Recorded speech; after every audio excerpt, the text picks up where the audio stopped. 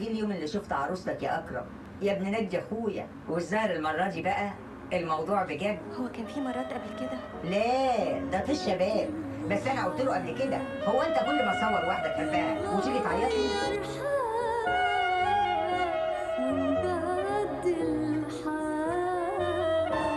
لو قدرت تتحدى عيون اللي حواليك ساعتها بس انا هبقى ليك. نظرة عين قلبي ندى